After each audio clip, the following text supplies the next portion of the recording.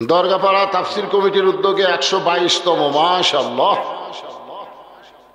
ঐতিহাসিক তাফসিরুল কোরআন মাহফিল। আমি আমার ওয়াজের জিন্দিগিতে 80তম পাইছি, 84তম পাইছি, খুব বেশি হলে 90তম পাইছি, ওটা পাবনার ভিতরে। কিন্তু 122তম মানে কি? একেবারে পুরাতন প্রাচীন ঐতিহাসিক তাফসিরুল কোরআন মাহফিলের সম্মানিত সভাপতি, যে সমস্ত আলেম ওলামা আজকের মাহফিলে উপস্থিত হয়েছেন, মাগরিবের নামাজের পর থেকে রাত্রি 9:30 পর্যন্ত কোরআন হাদিসের আলোকে যিনারা তাফসির করলেন, আলেম ওলামা সহ আজকের মাহফিলের বক্তাগণকে অন্তরের অন্তঃস্থল থেকে আমি শুভেচ্ছা জ্ঞাপন করছি। মাটির আদমকে আল্লাহ সৃষ্টি করিয়া,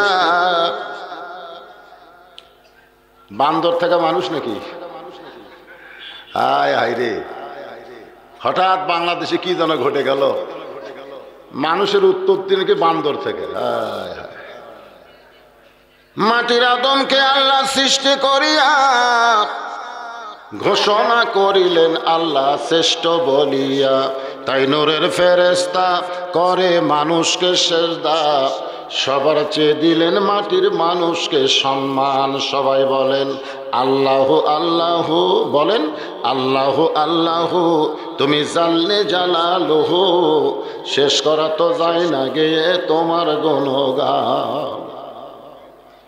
আমার সামনে যারা বসে আছেন, আমি আমার অন্তরের অন্তঃস্থল থেকে আপনাদের সবাইকে শুভেচ্ছা জ্ঞাপন করছি। আমার সম্মানিতা মা বোনেরা, ও মা, মারে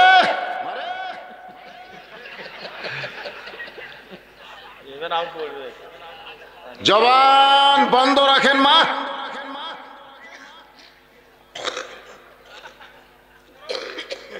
আর কথা বলবে না, এত সুন্দর ডাক দিছি মাগো, আপনাকে জবান শুনবার ফলে পাপ হবে মা।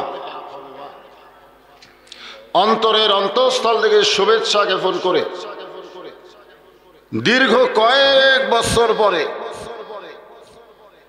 এই দরগাপাড়ার মাহফিলে আমি এর আগে এসেছি। আমার মিতা ইঞ্জিনিয়ার সাহেব অত্যন্ত মহব্বতের মানুষ। আজকে আবার নতুন করে জিজ্ঞাসা করতেছি, আপনারা সকলে কেমন আছেন? আলহামদুলিল্লাহ রাব্বিল আলামিন। জি আল্লাহ দীর্ঘ কয়েক বছর পরে আবার দেখা করার সুযোগ দিল, শারীরিক সুস্থতা সহকারে আজকের এই কোরআনের মাহফিলে কবুল করলো। আমরা সে আল্লাহর উপরে খুশি না বেজার? তাহলে জবান খুলে সমস্যারে সকলে বলবো রব্বানা লাকাল হামদ হামদান কাসীরান তাইয়িবান মুবারাকান ফীহি। আমরা প্রশংসা করলাম কার? এমনি এমনি আমার প্রশংসা করেন, বক্তার প্রশংসা করেন, বক্তার দাওয়াত বেশি হবে। আপনারা যারা বক্তার প্রশংসা করলেন, আপনাদের কিছুই হবে না। নেতার প্রশংসা করেন, সামনে ইলেকশনে নেতা ভোট বেশি পাবে। যারা প্রশংসা করলো তাদের কোনো লাভ নাই। ডাক্তারের প্রশংসা করেন, ডাক্তার রুগী বাড়বে, ডাক্তারের লাভ হবে, কিন্তু যারা আপনার প্রশংসা করলেন আপনাদের কোনো লাভ নাই। কিন্তু ভাগ্যগুণে আমরা এমন একটা আল্লাহ পেয়েছি, যে আল্লাহর প্রশংসা করলে আল্লাহর কোনো লাভ নাই, বরং যারা আমরা প্রশংসা করলাম আমাদের প্রতি আল্লাহ এত খুশি হলো, তামলাউল মিজান, মিজানের পাল্লাটা আল্লাহ নেকি দিয়ে পরিপূর্ণ করে দিল। এখন আপনারা বলেন কার প্রশংসা করব? যাদের আমাদের লাভ নাই তাদের প্রশংসা করে কি হবে? বরং যার প্রশংসা করলে আমরা লাভবান হব, কেবলমাত্র একমাত্র প্রশংসা পাওয়ার মালিক হচ্ছে আমাদের আল্লাহ। আল্লাহর প্রশংসা কেন করব? জন্মগতভাবে আমরা মুসলমানের ঘরে জন্ম নিয়েছি, খুশি না বেজার? আমরা জন্মসূত্রে কি সবাই বলা লাগবে, জন্মসূত্রে মাশাআল্লাহ।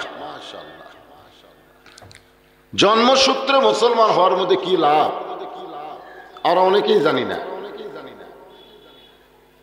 আল্লাহ তাআলা আমাদের নবীকে এই দুনিয়াতে প্রেরণ করেছেন শুধু নবী হিসাবে নয়, রাসূল বলেছেন ইন্নী বুইসতু মুআল্লিমান, নিশ্চয় আমি শিক্ষক হিসাবে প্রেরিত হয়েছি। বলেন সুবহানাল্লাহ। লিউতাম্মিমা মাকারিমাল আখলাক, আমার মাদ্রাসার যারা ছাত্র হবে তারা চরিত্রের সার্টিফিকেটে গোল্ডেন A+ পাবে। কোন সার্টিফিকেট? কথা কয় না, চরিত্র। চরিত্র আপনার খেয়াল করে, যাই বেশি পবিত্র থাকবে তার চরিত্র তত ভালো হবে। আজকে primary, high school, college, varsity এইগুলোতে পবিত্র হওয়ার কোনো শিক্ষা নাই। এতক্ষণ পর্যন্ত যে মাদ্রাসায় বসেছিলাম এই মাদ্রাসায় পবিত্র হওয়ার শিক্ষা আছে, জোরে করে আছে না নাই?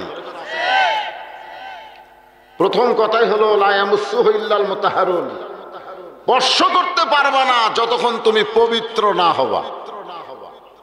যে কোরআন মাদ্রাসায় শিক্ষা দেয় এই কোরআন যদি কেউ স্পর্শ করবার চায় তাকে কি হওয়া লাগবে? কথা কয় না, কি হওয়া লাগবে?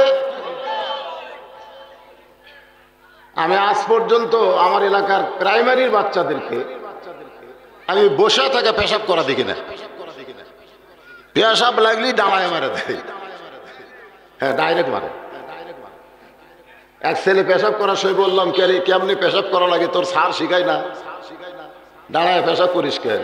ও তখন বলে চাচা প্রাইমারি পেশাবখানার যায় দেখি আমার স্যারই খাড়া হয়ে পেশাব করে, আর স্যারই খাড়া হয়ে মারে, তুই বুঝবে কেমনে? ওই বান্দরের গ্রুপ থেকেই তো বান্দর থেকে মানুষের উৎপত্তি, বিবর্তনবাদের কথা বলতেছে। জোরে কোন কথা ঠিক কিনা? বান্দর গ্রুপ, জোরে কোন কি গ্রুপ? বান্দর গ্রুপ। বসে না।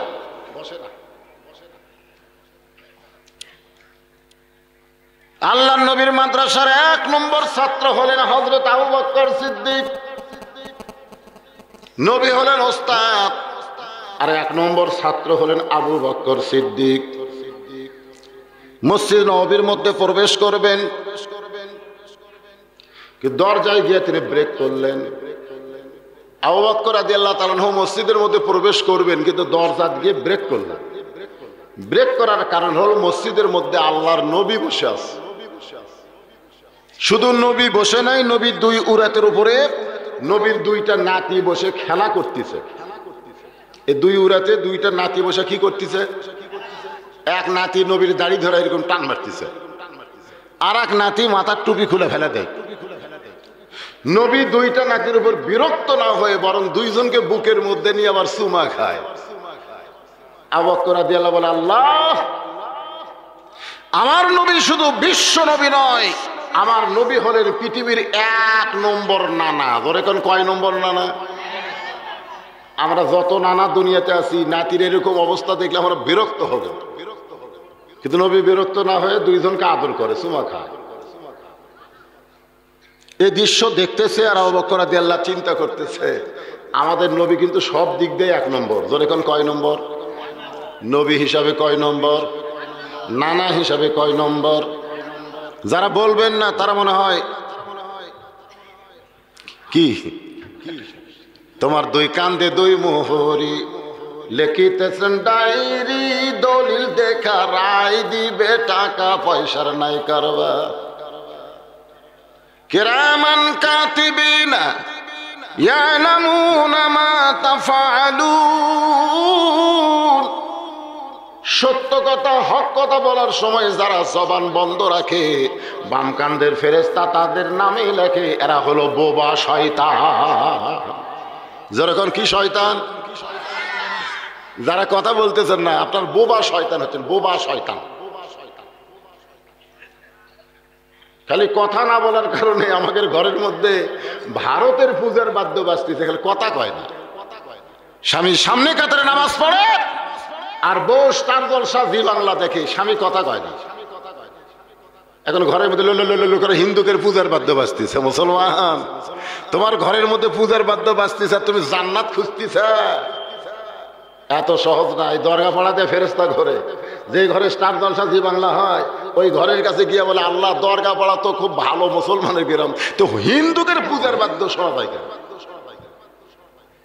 তখন আল্লাহ কয় স্বামী ভালো, কিন্তু বউগুলা স্টার জলসা জি বাংলার ভক্ত হয়ে গেল। খালি চুপ থাকার কারণে আজকে আমাকে বউ ভারত দখল করছে। কথা কয় না, কথা কয় না কে? খালি চুপ থাকার কারণে আমাদের ছেলেগুলো আজকে 3G মোবাইল নিয়ে, 4G মোবাইল নিয়ে একেবারে শয়তানের শেষ প্রান্তে পৌঁছে গেছে। বাংলাদেশ থেকে শয়তান আগে আউট। শয়তান রাখালের এলাকায় ঘোড়া হয়ে ঘাস খাচ্ছে। শয়তান ঘোড়া হচ্ছে, ঘোড়া হয়ে ঘাস খায়। তো রাখালের কয় আমরা গরু ছাগল চড়াই, ঘোড়া করতে গাইলে এক রাখাল দৌড়েছে, নতুন ঘোড়া তো লাভ দেওয়া করে চড়ছে। আর একজনকে আমিও চড়বো, চড়। 6-7 জন ঘোড়ার পিঠের উপরে চড়ছে। শয়তানকে হায় রে হায়, এরা যেভাবে আমার পিঠের উপর লাভ দিয়ে চললো। আর একজন বলে আমার তো চড়ার জায়গা নেই, কোথায় চড়বো? জায়গা যদি না থাকে চলিস না। ও তখন ওর হাতে একটা বাঁশের খুঁটি আছিল, গোঁজা গোঁজা, ওই গাঁজা শয়তানের পিছন দিকে মেরে দিছে। ঘোড়া মনে করে মেরে দিয়ে পারছে ঝুল্লু। তখন শয়তানকে আল্লাহ রে, যেই দেশের রাখালেরা শয়তানের পাছায় গাচ্চা ঢুকাই, এই দেশে আমি শয়তান আর নাই। বর্তমানে বাংলাদেশে আমাদের যুব শক্তি যেইভাবে অপশক্তিতে রূপান্তরিত হয়েছে, এই মোবাইলের কারণে, এই মোবাইলের কারণে। স্বয়ং জিবরাইল এসেও যদি ওয়াজ করে, এদের ভালো করা খুব কঠিন। এদের ভালো করার একটা মাত্র ওষুধ আছে। অনুনাজ্জিলু মিনাল কুরআনি মা হুয়া শিফাউ ওয়া রাহমাতুল লিল মুমিনিন। যার বাংলা হলো সব সমস্যার সমাধান দিতে পারে আল কোরআন। এটা বলতে আপনাকে সমস্যা হচ্ছে নাকি? কোরআনের স্লোগান দেওয়ার এলাকায় এটা এলাকায় কোরআনের স্লোগান দিলে আবার কবে না তো উমুক দল, এটাই বলবে আমরা মুসলমান। সুবহানাল্লাহ। কারণ কত জায়গায় যদি আমরা যাই, তখন কোনো দলাদলি করে চলবে না। মসজিদের মধ্যে যখন যাব, তখন আওয়ামী লীগ বিএনপি জাতীয় বাড়ি থাকবো না, সব মুসলমান এক কাতারে দাঁড়াবো। জোরে কোন কথা ঠিক কিনা?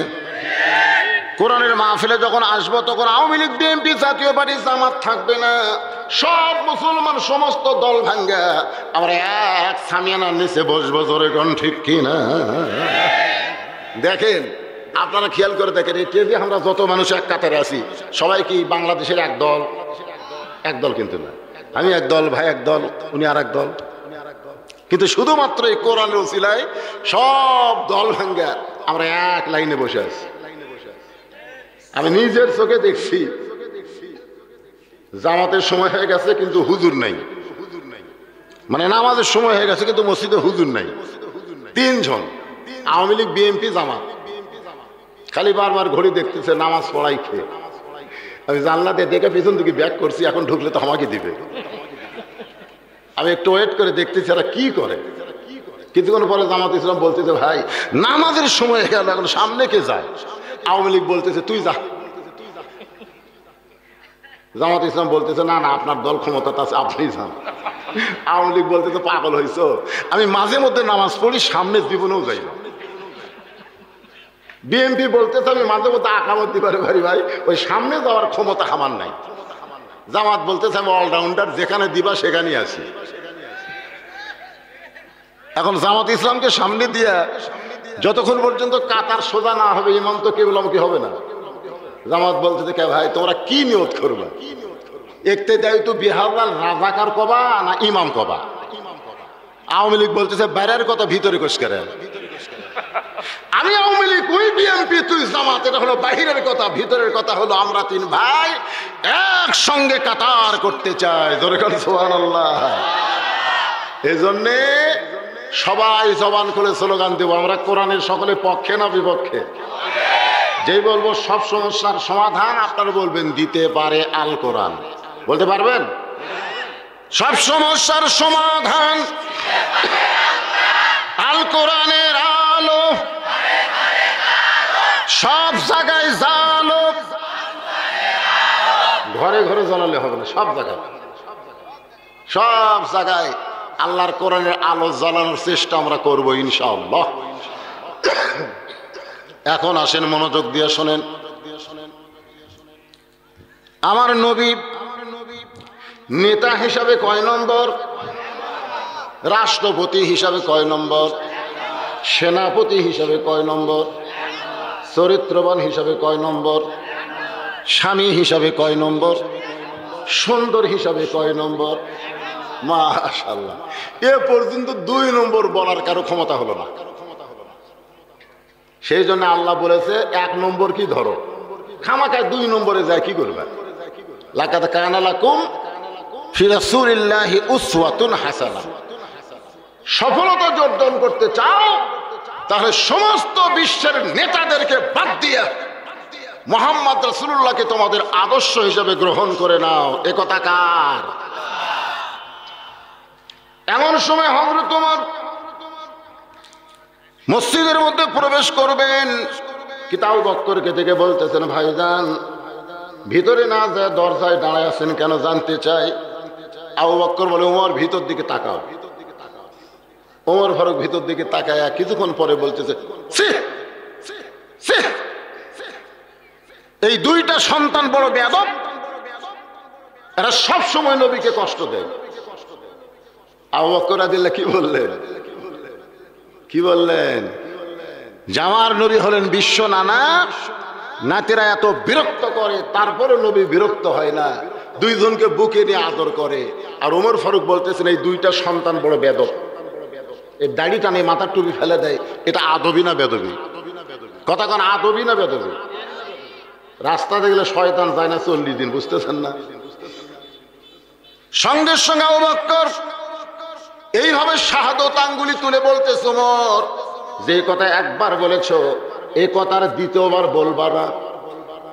যে কথা একবার বলেছো এই কথার দ্বিতীয়বার বলতে পারো না। ওমর ফারুক 2 ধাপ সামনে পিছনে গেছে। কেন গেছে? যে নরম মানুষ গরম হচ্ছে, নরম মানুষ গরম। আল্লাহ রাসূল বলেছেন আমার 4 জন সাহাবী 1 নম্বর। খুব খেয়াল করেন, 4 জন কয় নম্বর? নরমে 1 নম্বর আবু বকর, গরমে 1 নম্বর ওমর, সম্পদে 1 নম্বর ওসমান, আর জ্ঞানী 1 নম্বর আলী। তাহলে সবাই কয় নম্বর? এক একজন এক এক দিক দিয়ে 1 নম্বর। যিনি সবচাইতে নরম সেই মানুষটা বলতেছে, ওমর যে কথা একবার বলেছো এ কথা আর দ্বিতীয়বার বলবা না। ওমর ফারুক 2 ধাপ পিছনে গেছে, নরম মানুষ গরম হলো কেন? ওমর ফারুক বলে, আবু বকর ভাই আপনি নরম মানুষ, এমন গরম হওয়ার কারণ কি? আবু বকর বলে, ওমর সবসময় নরম থাকা জায়েজ নাই, মাঝে মধ্যে নরমকেও গরম হতে হয়। নবীর 1 নম্বর ছাত্র বলতেছে সবসময় নরম থাকা জায়েজ নাই, মাঝে মধ্যে নরমকেও গরম হতে হয়। বর্তমানে বাংলাদেশে যে পরিবেশ চলতেছে, আর মুসলমানদেরকে নরম থাকা যাবে না। বিবর্তমান শিক্ষাকে পরিবর্তন করার জন্য সবাইকে গরম হতে হবে। জোরে করেন কথা ঠিক কিনা? এখনো নরম থাকবেন, বান্দরের বাচ্চা হবেন?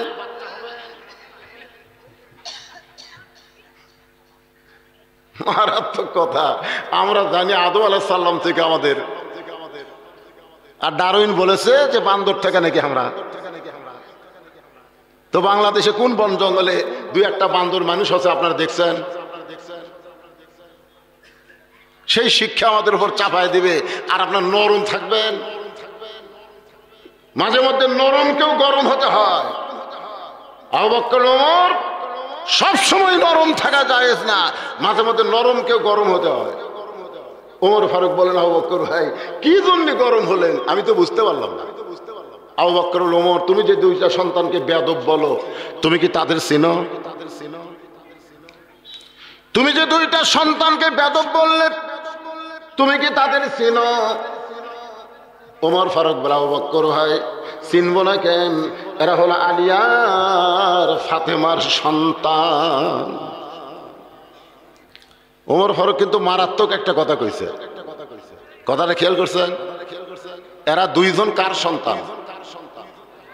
আলী আর ফাতেমার সন্তান। আমি যখন বিয়ে করছি, আমি 91 সালে, মিটা কোন সালে করছেন? ও 93, আপনি তাহলে আমার জুনিয়র। আমি যখন 91 সালে বিয়ে করছি, তখন কাজী সাহেব আমারে কইল, আপনার বাপের নাম কি? আমার বাপের নাম করলাম, আমার বিয়ে হয়ে গেল। বিয়ে করে আসার পরে আমার মা জিজ্ঞাসা করলো, কে বাবা বিয়ে কেমনে পড়ালো? আমি বললাম, কাজী সাহেব আমারে কইলো আপনার বাপের নাম কি? আমি বাপের নাম করলাম, বাপের নাম লিখলো। মা তখন মন ভার করে বলল, আমার নাম কয়নি? না না, মায়ের নাম নাই। তখন খুব খেয়াল করবেন, 91 সাল আমার জামাই যখন 14 সালে আমার মেয়ে বিয়ে করতেছে, আমার জামাই, তখন কাজী সাহেব বলতেছে, আপনার বাপের নাম কি, মায়ের নাম কি? আমি চিন্তা করলাম, কে রে, আমার বিয়া খালি বাপ দিয়া হলো, আর জামাইয়ের বিয়া বাপও লাগে মাও লাগে, কারণ কি? বর্তমান সরকার যেটা ক্ষমতায় বসে আছে, এই সরকারের একটা ভালো গুণ হলো, শুধু বাপ দিয়া কাম হবে না, কামত মাও লাগবে। জোরে কোন কথা ঠিক কি না? এই সরকারে কিন্তু অনেক ভালো গুণ আছে, তার মধ্যে একটা হলো বাপের সাথে মাও যোগ করছে। বাবা আনন্দে মাতিয়া সাগরে ভাসাইয়া সেই যে চইলা যায়, খবর লয় না। মাজন ধরিয়া উদরে কতই কষ্ট করে, 10 মাস পরে পাই প্রসবের বেদনা। এমন দরদি ভাবে কেউ হবে না আমার মা, মা গো। আবু বকর ওমর শুধু আলী আর ফাতেমার সন্তান বললে হবে না, এদের আরো পরিচয় আছে। ওমর ফারুক বললেন, এই দুই পিচ্চির তো আর কোনো পরিচয় আমার জানা নাই। পিচ্চি, পিচ্চি বোঝেন না? আবু বকর ওমর, তোমার কাছে আমার প্রশ্ন হলো, কত বছর বয়সে ঈমান গ্রহণ করেছ? ওমর ফারুক বলতেছে 27 বছর বয়সে। আবু বকর বলে, আমি 35 বছর বয়সে ঈমান গ্রহণ করেছি। ওমর চিন্তা করে দেখো, ঈমান গ্রহণ করার আগে তুমি কি ছিলে? ওমর ফারুক বলে, আমি কাফের ছিলাম। আবু বকর বলে, আমিও কাফের ছিলাম। তোমার জীবনের 27 বছর কুফরি হালে কেটেছে, আমার জীবনের 35 বছর কুফরি হালে কেটেছে। আর যে দুইটা সন্তানকে তুমি বেয়াদব বলতেছো, এরা জন্মসূত্রে জান্নাতি হয়ে জন্মেছে। ওমর ফারুক বলা, ও বকর ভাই, এই চিন্তা তো আমি কোনোদিন করি নাই। আজকে আমরা যারা কোরআনের মাহফিলে বসে আছি, একটাবার কি চিন্তা করেছেন যে জন্মসূত্রে আমরা মুসলমান হয়ে জন্মগ্রহণ করছি? আমাদের ভাগ্য কত ভালো! হিন্দু বৌদ্ধ খ্রিস্টানদের ঘরে না পাঠায়া আল্লাহ সরাসরি আমাদেরকে মুসলমানের ঘরে কবুল করেছে। খুশি না বেজার? এই জন্য সকলেই জবান খুলে আল্লাহ শুকর আদায় করব, সকলে বলবো আলহামদুলিল্লাহ। আল্লাহর প্রশংসা করার আর একটা কারণ হলো, এই মাসটা হলো রজব মাস। আরবিতে এই মাসকে বলা হয় রজব মাস। জোরে বলেন, কি মাস? এই রজব মাসের কোন এক রাতে আল্লাহ তাআলা আমাদের নবীকে আল্লাহর আরশে নিয়েছিলেন, যাকে আমরা মেরাজ বলি, যাকে আমরা কি বলি? সুবহানাল্লাযী আসরা বিআবদিহি লাইলাম মিনাল মাসজিদিল হারাম ইলাল মাসজিদিল আকসা। আপনারা কি মেরাজ বিশ্বাস করেন? করেন? মেরাজ মানে কি নিচে না উপর? উপর। এখান থেকে একটা বিশ্বাস আমাদের আনতে হবে, আল্লাহ কি কোন জায়গায় আছে? এই জোরে কোন, আল্লাহ কোন জায়গায় আছে? কতগুলো লোক বলে আল্লাহ সব জায়গায়। আল্লাহ বলে সব জায়গায়। আল্লাহর ক্ষমতা সব জায়গায়। আল্লাহর নজর সব জায়গায়, আল্লাহর শ্রবণ সব জায়গায়, কিন্তু আল্লাহ সব জায়গায় বিরাজ করে না। আল্লাহর একটা নির্দিষ্ট জায়গা আছে। জোরে কোন কথা ঠিক কিনা? মানিস্তাওয়া আলাল আরশ। রাসূল মেরাজ করার রাতে এক সময় আল্লাহ তাআলা রাসূলকে জান্নাত দেখার সুযোগ দিয়েছিলেন। আমাদের নবী জান্নাতে গেলেন। ফেরেশতা জিবরাইল বললেন, ইয়া রাসূলুল্লাহ, এই জান্নাত আপনার কেমন লাগতেছে? আল্লাহ নবী বললেন, এত সুন্দর জান্নাত, যেই জান্নাতের বর্ণনা দেওয়া যাবে না, সুন্দরের চাইতেও সুন্দর। জোরে বলেন সুবহানাল্লাহ। ফেরেশতা জিবরাইল বললেন, ইয়া রাসূলুল্লাহ, সালামুন আলাইকুম তিবতুম ফাদখুলুহা খালিদিন। এই জান্নাতের মধ্যে কেউ যদি একবার প্রবেশ করে, আল্লাহ তাকে আর কোনোদিন বের করে দিবে না। ফাদখুলুহা খালিদিন মানে এমন ভাবে ঢুকবে যাকে আর বার হওয়া লাগবে না। আপনি যদি ইচ্ছা করেন, আপনি জান্নাত থেকে বের না হলে আল্লাহ আপনাকে বের করে দিবে না। হুজুর খামাখা দুনিয়াতে আবার কেন যাবে? যে বছর রাসূল মেরাজ করেছেন, ওই বছর আল্লাহ নবীর জীবনে 3টা কষ্ট গেছে। জোরে কোন কয় কষ্ট? 1 নম্বর কষ্ট হলো চাচা আবু তালেব দুনিয়া থেকে মারা গেল। অনেকেই চিন্তা করবেন, চাচা মরলে ভাইস্তার কি হবে? আমি ছোট থেকে দেখছি, আমার বাপের সাথে যাই সবচাইতে বেশি গন্ডগোল করছে সেটা হলো আমার চাচা। 1 হাত জায়গা নিয়ে মারামারি করছে।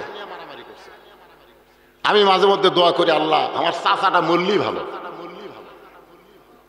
কারণ চাচা আর বাপ গন্ডগোল কম হয় না বেশি হয়? এ কথা কয়, কম হয় না বেশি হয়? কিন্তু আবু তালেব যখন মারা গেল, নবী এত কান্না কানলেন। সাহাবীরা জিজ্ঞাসা করে, ইয়া রাসূলুল্লাহ, আপনার চাচা মরে যাওয়ার পরে আপনি এত কান্না কেন কাঁদতেছেন? রাসূল বলেন, সাহাবীরা রে শোনো, মায়ের পেটে আমি বাবা হারাইছি। মায়ের পেটে থাকতে আমার বাবা মারা গেছে, কিন্তু দুনিয়াতে আসার পরে আমি এতিম হইনি। কারণ আবু তালেব চাচা আমাকে এমন ভাবে লালন পালন করেছে, আমার বাবা নাই এটা কোনোদিন আমি বুঝতে পারিনি। সুবহানাল্লাহ। জোরে কোন বারে? হাই হাই রে, সুবহানাল্লাহ কখন কয় রে?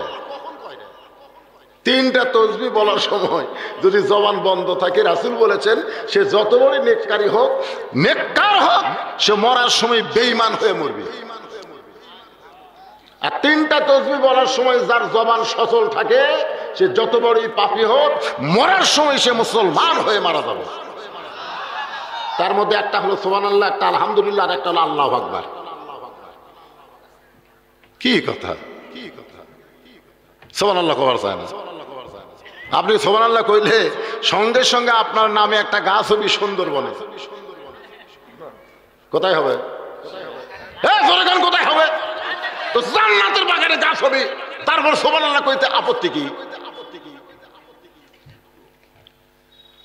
122 বছর বয়স হতো তো ওয়াজের, এই জন্য আর সুবহানাল্লাহ লাগতেছে না নাকি? ভাইজান, যখন যেটা বলা লাগবে একটু বলবেন রে। 1 দিন পরে আসলাম, আপনাকে মন মরা নাকি? আমার কথা কি আপনার ঠিক মতো শুনতে পাচ্ছেন? ও যে কে যেন একটা মুখ বান্ধা বসে আছে। কেন মুখ বান্ধা বসে আছেন? মাস্ক খোলেন। আল্লাহর বান্দার একটু মনোযোগ দিয়ে শুনবেন। নবী বললেন, জিবরাইল, আল্লাহ যদি আমাকে বলতো জান্নাতে থাকার জন্য প্রবেশ করেন, আমি নবী জান্নাতে থাকার জন্য প্রবেশ করতাম না। আল্লাহ আমাকে দেখার জন্য ঢুকতে বলেছেন, এই জন্য শুধু দেখার জন্য প্রবেশ করেছি। শোনো জিবরাইল, এত সুন্দর জান্নাত আমি দেখে গেলাম, আমি আবার জান্নাতে প্রবেশ করব যেদিন আমার সমস্ত উম্মতেরা জান্নাতি হবে। কি নবী পাইছি ভাই, যেই নবী নিজের জন্য নয়, আমাদের জন্য আল্লাহর কাছে বলেছে, আল্লাহ আমার একটা উম্মত যতক্ষণ জান্নাতের বাহিরে থাকবে, আমি রাসূল ততক্ষণ জান্নাতের মধ্যে প্রবেশ করব না। আছেন আমার মুক্তার, আছেন আমার বারিস্টার, সবাই বলেন আছেন আমার মুক্তার, আছেন আমার বারিস্টার। শেষ বিচারের হাইকোর্টেতে, শেষ বিচারের হাইকোর্টেতে তিনি আমায় করবেন পার, আমি পাপী রাসূল জাবিন্দার। আল্লাহ যখন হাকিম হয়ে আমাদেরকে আসামি বানায় বিচার শুরু করবে না, ওই সময় কেউ নাই রে, আমাদের কেউ নাই। নবী উকিল হয়ে দৌড়ে এসে বলবে, আল্লাহ কার বিচার করতেছেন? আপনার বান্দা আমার উম্মতের, আমি উকালতি করব। আমাদের ব্যাপারে নবী উকালতি করে, বারিস্তারি করে আমাদেরকে জামিন করে জান্নাতে পৌঁছায় দিবেন। আমাদের কপাল কত ভালো জানেন? এই কপালের সঙ্গে কপাল লাগলে তারও ভাগ্য পরিবর্তন হবে। এত ভালো কপাল আল্লাহ পাইছি, নবী পাইছি, মাশাআল্লাহ। আর যে কোরআন থেকে একদম তাফসির হবে সুবহানাল্লাহ, এমন একটা কিতাব ভাই যার মধ্যে কোনোই ভেজাল নাই। হাদিসের মধ্যে ভেজাল ঢুকছে। এখন হাদিস তো কয়েক প্রকার হয়ে গেছে। তার মধ্যে একটা হলো মৌজু হাদিস, না নবীর নামে চলায় এরকম হাদিস আছে না নাই? আছে না নাই? কথা কয় না, আছে না নাই? মরহুম আব্দুল্লাহ জাহাঙ্গীর সাহেব উনি একটা কিতাবে লিখে গেছেন হাদিসের নামে জালিয়াতি। আসলে হাদিস না, কিন্তু হাদিস হিসাবে চলায়। এছাড়া আল্লাহর যে 103খানা কিতাব কোরআন ছাড়া সমস্ত কিতাবের মধ্যে কম বেশি হয়ে গেছে। শুধুমাত্র একটা মাত্র কিতাব কিয়ামত পর্যন্ত, এর একটা নোক্তা পর্যন্ত কেউ কম বেশি করতে পারবে? কতক্ষণ পারবে? কেন পারবে না? আল্লাহ কোরআনে বলেছেন, এই কোরআনকে হেফাজত করার একমাত্র দায়িত্ব নিয়েছেন আল্লাহ। যেই কোরআনের প্রথমে আল্লাহ বলেছেন, জালিকাল কিতাবু লা রাইবা ফি হুদাল লিল মুত্তাকিন। এই কোরআনের মধ্যে কোনো সন্দেহ, পাইকারি হারে সবাইকে হেদায়েত দেবে না। সমস্যা হলো এই জায়গায়। হুদাল লিল মুত্তাকিন বলে আল্লাহ বুঝাই দিলেন, এই কোরআন সবাই শুনতে পারবে, কিন্তু কোরআন থেকে সবাই হেদায়েত পাবে না। আপনারা যেভাবে শুনতেছেন, এর চাইতে বেশি গুরুত্ব নিয়ে কোরআন শুনেছে আবু জেহেল। এত সুন্দরভাবে কোরআন শুনেছে, সকালবেলা বলতেছে মিটিং এর মধ্যে, এরকম সভাসদ বর্গের মধ্যে আবু জেহেল বলতেছে, এত সুন্দর কোরআনের বাণী, রাতটা কোন দিক দিয়ে গেছে আমি বুঝবারই পারিনি। সুবহানাল্লাহ কবেন না? কোরআনের মধ্যে তাহলে কি আছে? জাদু। জাদু। আবু জেহেল বলতেছে, এত সুন্দর কোরআনের বাণী, রাতটা আমার কোন দিক দিয়ে গেল রে আমি বুঝবারই পারিনি।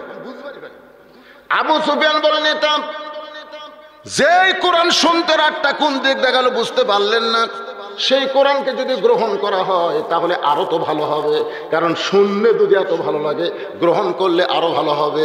আবু জেহেল বলতেছে, তোর কানটা আমার মুখের কাছে দে। আবু সুফিয়ান বলে, কি খবর? কানটা মুখের কাছে দে, জোরে বলা যাবে না। আবু সুফিয়ান যখন আবু জেহেলের মুখের কাছে কানটা দেয়, এমন সময় আবু জেহেল বলতেছে, আবু সুফিয়ান এই কোরআনকে যদি গ্রহণ করা হয় তাহলে আমার মতন ভুয়া মানুষের নেতৃত্ব আর চলবে না, আসল নেতা হবে আব্দুল্লাহর এতিম পোলা। এই জন্য আবু জেহেলের গ্রুপ যারা এখন পর্যন্ত কোরআনের শত্রুতা করতেছে, তারা ধরে কোন কথা ঠিক কিনা? বাংলাদেশে তারা ভুয়া নেতা, ধরে কোন কি নেতা? ভুয়া। ভুয়া বোঝেন না? আমাদের বগুড়াতে 1 ফেব্রুয়ারি আবার ভোট হচ্ছে, ভোট। তার মধ্যে একজন দাঁড়াচ্ছে হিরো আলম, ধরে কোন কি আলম? হিরো আলম এমপি হবি রে। জনগণ আমাকে বলতে তো, হুজুর আপনি পুরুষ মানুষের ভোট লাগবে না, খালি মেয়ে মানুষ যদি আপনি ভোট দেয় তাহলে আপনি এমপি হবেন। আমরা 2 থানা খুঁজে দেখছি, 90% জন মেয়ে মানুষ আপনার ওয়াজ শোনে। হুজুর আপনি দাঁড়ান। আমি কইলাম, আমার এই ভুয়া নেতা হওয়ার দরকার নেই ভাইজান। এই কোরআন বাংলাদেশে চালু হোক, এটা 3 দল মানুষ কিয়ামত পর্যন্ত চাবে না। তার মধ্যে একটা দল হলো ভুয়া নেতা, ধরে কোন কি নেতা? যে সমস্ত নেতারা ভুয়া ভাবে জনগণের মাথায় কাঁঠাল ভাঙ্গা খাবার চাই। এরা কোন নম্বর ধর্ম নিয়ে যারা ব্যবসা করে আমাদের বাংলাদেশে, ধর্ম নিয়ে ব্যবসা করে, এরকম মানুষকে আপনারা চিনেন? আমার দয়াল বাবার দরবারেতে কেউ ফিরে না খালি হাতে। আচ্ছা, আপনাদের নিয়ামত করে কি তেনাপির আছে নাকি?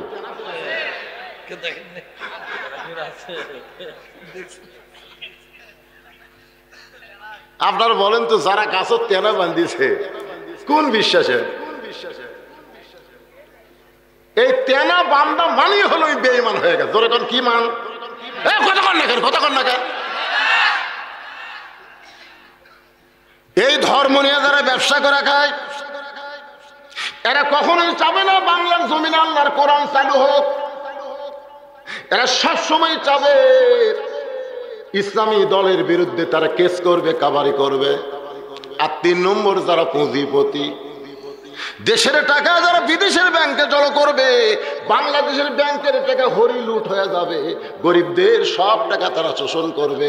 গরিবরা পকেটে টাকা থাকবে কিন্তু খাবার পাবে না, আবার হয়তো খাবার আছে টাকা থাকবে না। এই পুঁজিপতি শতকরা 2.5 টাকা যাকাত দেওয়া লাগবে। কোরআন দিয়ে যখন রাষ্ট্র চলবে তখন সুদ ভিত্তিক অর্থনীতির কবর হবে, যাকাত ভিত্তিক অর্থনীতি বাংলার জমিনে চলবে। এজন্যই পুঁজিপতিরা চাবে না যে সুদ ভিত্তিক অর্থনীতি বন্ধ হয়ে যাকাত ভিত্তিক অর্থনীতি চালু হোক। এজন্য তারাও কোরআনের বিরুদ্ধে চারণ করবে। আজকে সেই কোরআন থেকে আমি ছোট্ট একটা সূরা আপনাদের সামনে তাফসীর করব। সূরাটার নাম হলো সূরা আসর। জবরের নাম কি? আসর শব্দের অর্থ হলো সময়। সময়কে নিয়ে আল্লাহ কসম করেছেন, কারণ সময়ের বড় দাম। আমরা সময়ের দাম দিচ্ছি না। আব্দুল আলী আজ থেকে 44 বছর আগে সময় নিয়ে একটা গান গাইছে, মিশে মায়াই বন্দি থাইকা করলাম কত খেলা, পশ্চিমে তাকিয়া দেখো তোমার সময়ের ডুইবা গেল বেলা, এক পলকের নাই ভরসা, এক পলকের নাই ভরসা, মিশে সকল আশা, কখন বুঝি দারুণ ঝড়ে তোমার ভাঙবে দেহ বাসা। বুঝতে পারছেন এই গানটা কি? আপনার বুঝতে পারছেন? এ সময়কে নিয়ে গান গাইতেছে। সময়, সময়ের বড় দাম। সেই সময় আমরা নষ্ট করতেছি। রাত 3টা পর্যন্ত ফুটবল খেলা দেখলো আর সময়ে এসে ঘুমায় গেল। আর সালাত খায়রুন মিনান নাওম ওর কানের মধ্যে ঢুকলো না। সময় নষ্ট করতেছি। সেই সময়ের কসম করে আল্লাহ বলতেছেন, ইন্নাল ইনসানা লাফি খুসর। ইন্না মানে নিশ্চয়, ইনসান মানে মানুষ, লাফি মানে ভিতরে, খুসরুন মানে ক্ষতি। নিশ্চয় মানুষগুলো ক্ষতির ভিতরে। এই মানুষ আবার উভয় লিঙ্গ। এই মানুষের মধ্যে পুরুষ মানুষ আছে, মেয়ে মানুষ আছে। মানুষ মানে কি? মানুষ কয় লিঙ্গ? উভয় লিঙ্গ। বোঝেন না? আমরা কি মানুষ? আর পর্দার মধ্যে যারা আছে এরা কি মানুষ? মহিলা মানুষ। কিন্তু স্বাধীনতার 50 বছর পরে ঝিনাইদহে, ঝিনাইদহ একটা জেলার নাম, এই ঝিনাইদহে একটা হিজড়া চেয়ারম্যান আছে। কি কয়? নাউজুবিল্লাহ করলো না? কি করলো? নাউজুবিল্লাহ।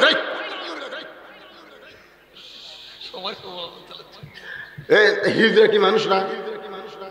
এতক্ষণ আমরা বললাম মেয়ে মানুষ, পুরুষ মানুষ। তুই কি মানুষ? ও ওই লিগ, ওর মধ্যে দুটাই আছে। হিজড়া সম্পর্কে প্রশ্ন করা হয়েছে যে হিজড়া যখন মরে তখন কয় কাপড়? একটা পুরুষ মানুষ মারা গেলে 3 কাপড় দেয়। আপনাকে এই এলাকায় কয় কাপড় দেয়? আর মেয়ে মানুষ মারা গেলে কয়টা দেয়? হিজড়া মরলে কয়টা?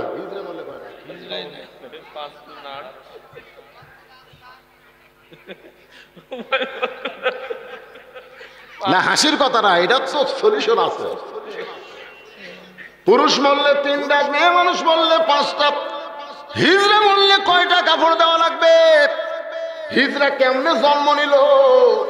প্রত্যেকটা মানুষ তো চাই হয় নারী হবে না হয় পুরুষ হবে, কেউ তো হিজড়া হবার চায় না। এরপরও লোকটা কেন হিজড়া হলো? এই দোষটা কার? এই দোষটা আল্লাহর না, এই দোষটা হলো বাপ মা। বাবা মায়ের কারণেই সন্তান হিজড়া হয়। কেন সন্তান হিজড়া হয়ে জন্মগ্রহণ করে? আজকে সূরা আসরের তাফসীর করতে গিয়ে আমি এইটাও আপনাদেরকে নতুন করে শোনায় দেব, একটু মনোযোগ দিয়ে শোনেন। আল্লাহ বললে নিশ্চয় মানুষ ক্ষতির ভিতরে, অথচ মানুষকে আল্লাহ তাআলা আদর করে তৈরি করেছে। সবাই আমার সঙ্গে বলেন, আদর করে। বলেন না কেন ভাই? আদর করে মানুষ আল্লাহ বানায়া কেমনে দিবেন ক্ষতির মধ্যে ফেলিয়া। আল্লাহ ইবলিসকে ডাক দিয়ে বললো, কে রে ইবলিস, এই তুই আদমক সেজদা করলি না কেন? ইবলিস বলতেছে, আল্লাহ আমার এই কপালের দাম আছে, এই কপাল দিয়ে 6 লক্ষ বছর আপনাকে সেজদা করছি, সেই কপাল দিয়ে আপনি ছাড়া অন্য কাউকে আমি সেজদা করব না। আল্লাহ কয়, তোর মুখের কথা খুব ভালো রে, তোর মুখের কথা খুবই ভালো রে ইবলিস, কিন্তু তোর অন্তরের খবর তো ভালো না। আমি আল্লাহ তোর মুখের কথাও শুনি, তোর অন্তরের খবরও জানি। সুবহানাল্লাহ বলেন না কেন? ইল্লা ইবলিস আবা ইস্তাকবার। তুই আমার আদমকে অহংকার করে সেজদা করিস নাই। ইবলিস একটা সেজদা আদমকে করলি না, যার কারণে 6 লক্ষ বছরের সেজদা বাতিল করে আমার হেদায়েত থেকে তোকে বের করে দিলাম, আমার রহমত থেকে তুই বের হয়ে যা। ইবলিস বলতেছে, আল্লাহ যাবার আগে আপনাকে একটা প্রশ্ন করব। আল্লাহ বলে, কি প্রশ্ন? ইবলিস বলতেছে, আল্লাহ আপনি বড় না আদম বড়? আল্লাহ কয়, তোর মনে কি হয়? শয়তান বলে, আমার তো এতদিন মনে হচ্ছিল আপনিই বড়, কিন্তু একটা সেজদা না করার কারণে 6 লক্ষ বছরের সেজদা যখন বাতিল হয়ে গেল, তাহলে আমার মনে হয় আপনার চাইতে আদম বড়। আল্লাহ কয়, ইবলিস রে তুই জানিস না, আমি আদমকে আমি আল্লাহর চাইতে অনেক ভালোবাসি। একটা সেজদা না দেওয়ার কারণে তোর 6 লক্ষ বছর সেজদা বাতিল করেছি। সুবহানাল্লাহ, এর থেকে জোরে কওয়া যায় না?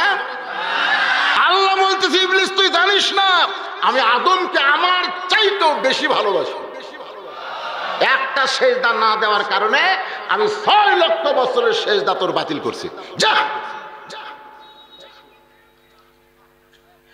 চিন্তা করে দেখেন, সেই মানুষ বান্দর থেকে হসা।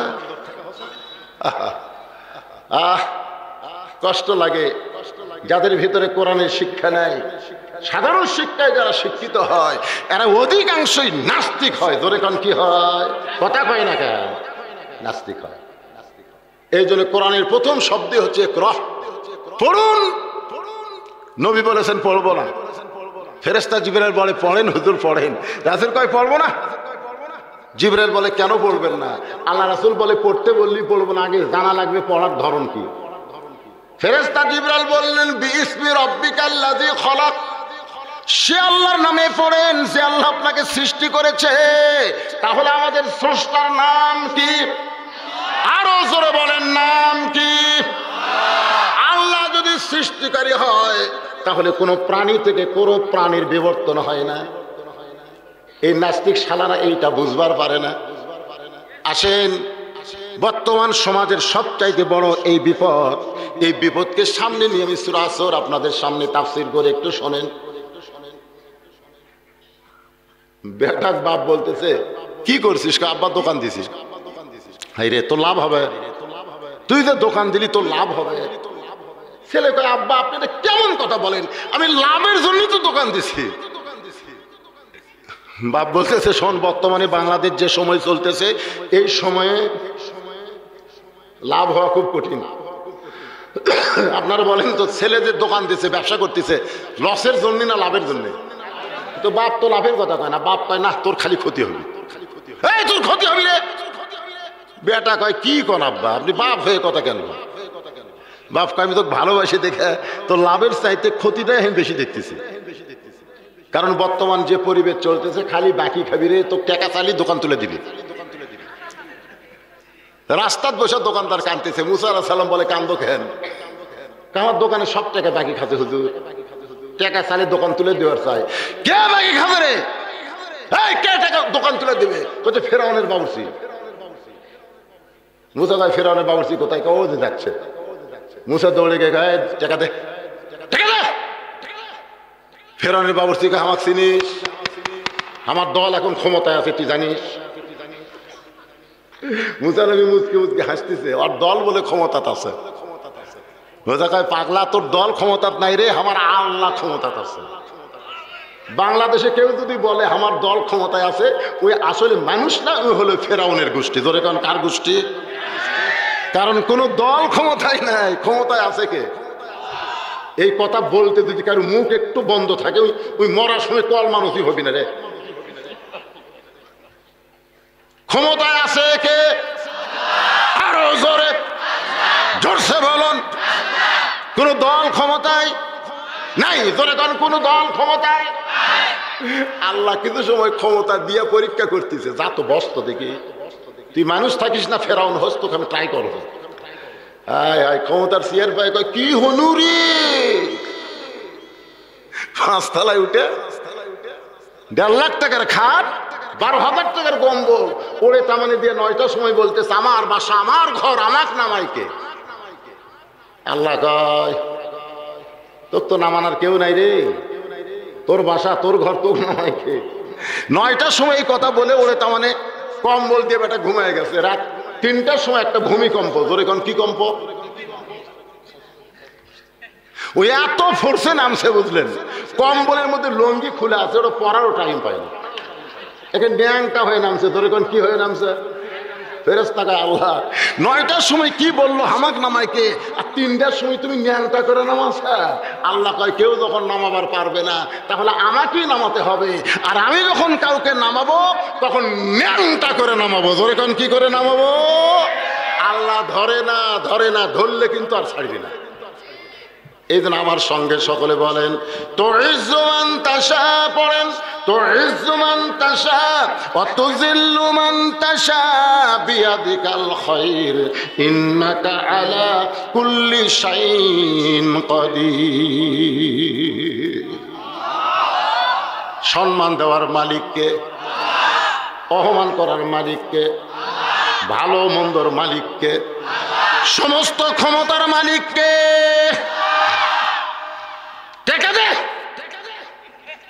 ফেরাউন কয়, আমার দল, বাবুর্চি কয়, আমার ফেরাউন এখন ক্ষমতাত আছে, আমার দল ক্ষমতাত আছে, টাকা দেবো না। মুসা কয়, তোর দল ক্ষমতায়, আমার আল্লাহ ক্ষমতায়। এই কয় বিসমিল্লাহ কয়, মারছে চড়, এক চড়ে বাবুর্চি মরাই সারা। আজকে যারা অহংকার করতেছে আমার দল ক্ষমতা আছে, আল্লাহ ওরা যেদিন সোয়াল মারবে তোমরা আর হুঁশ পাবা না। ধরে কোন কথা ঠিক না? আমরা হাতের তেলটা সাইজ করতেছি, সময় মতো মার হবি। ধরে কোন মার হবি না, সারা জীবন খালি দোয়া করবি, দোয়া দোয়া কাম হবি না, এই হাতের মধ্যে লাঠি ঢুকান লাগবে। ধরে কোন কথা ঠিক কিনা? একটু মনোযোগ দিয়ে কথাগুলো শুনবেন। আল্লাহ বলতেছেন, ক্ষতির মধ্যে পড়বা না। 4টা বিষয় আমাদের সামনে উপস্থাপন করা হচ্ছে। 1 নম্বর হলো ইল্লাল্লাযীনা আমানু ওয়া আমিলুস সলিহাত ওয়া তাওয়াসাউ বিল হক ওয়া তাওয়াসাউ বিস সবর।